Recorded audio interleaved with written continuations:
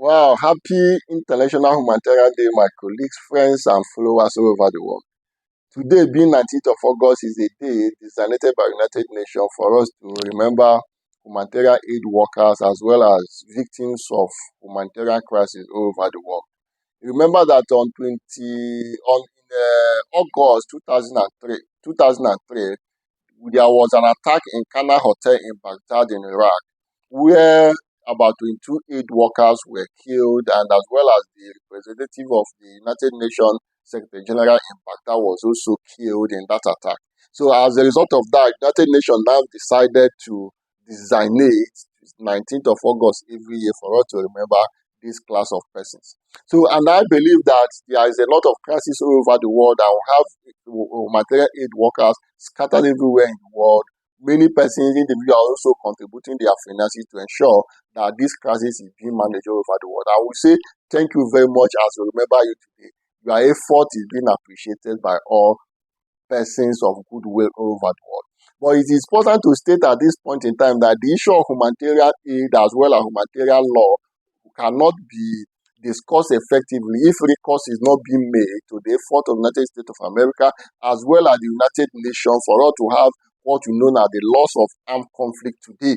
The loss of armed conflict is simply to regulate the behavior of state actors as well as the military in the period of war. And the law is not to reduce the military efficacy during the period of war, reduce collateral damage as well as life and property during the period of war. Because before then, there was not necessarily much destruction during war. There's no law that can actually regulate the behaviors of the actors during the war.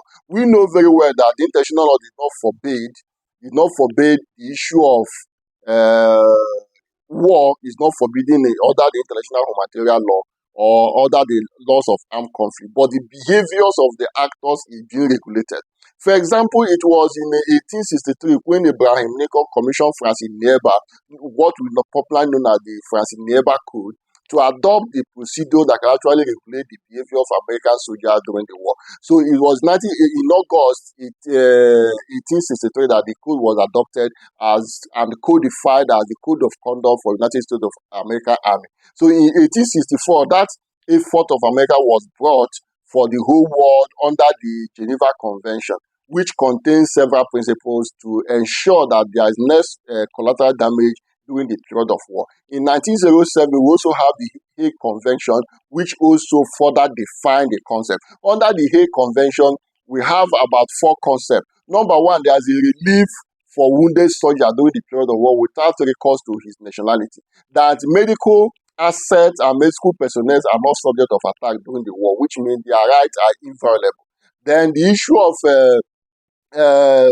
whenever you see a Red Cross background with a red cross and a white background during the period of war, you know that that's not supposed to be a subject of attack, knowing that it's a protected object during the period of war. Then the protection of victims of war. Victims of war include the civilians during the period of war, the sick and the wounded, as well as the prisoners of war. That's why you see that today, during the period of war, if a soldier surrenders to his enemy soldier, he will be protected under the law and he will be properly taken care of by the opponent. So, but the issue of war and other things have actually changed in the current situation we have today, because before now, what we have is a state going to war against it. But because of the wind of democratization all over the world, democratic states hardly go to war against each other. But now we have the issue of no state actors participating in international politics, what we may call as the terrorism today, as well as counterterrorism operation, has actually changed the dynamics of international humanitarian law as well as the loss of armed conflict. So today we have different crises caused by terrorist organizations as well as counterterrorism operation of the state, creating serious humanitarian crises all over the world.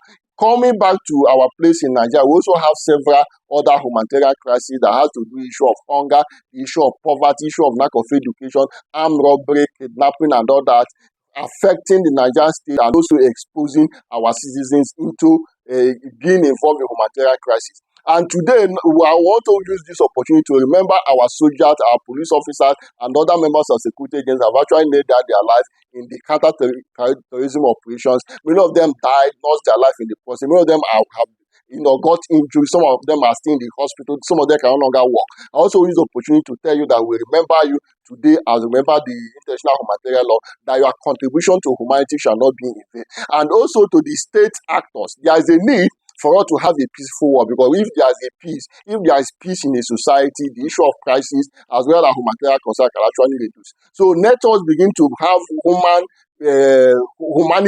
security concept in our development processes and program to ensure that we have a peaceful world, because whenever there is a peace, there will be no such issue of war or issue of terrorism as well as humanitarian concern. Thank you very much, all the participants, those that have contributed financially to ensure that we have a peaceful world and our humanity is being protected. Those that are contributing their resources, their effort, the aid workers, and other non-governmental organizations, and even governments of different states that are contributing to ensure that humanity is being protected. We say thank you very much. I will remember it today. And we say, may God protect and preserve us. I remember myself in Sobobre. Peace, conflict, and strategic expert. Thank you very much, and God bless.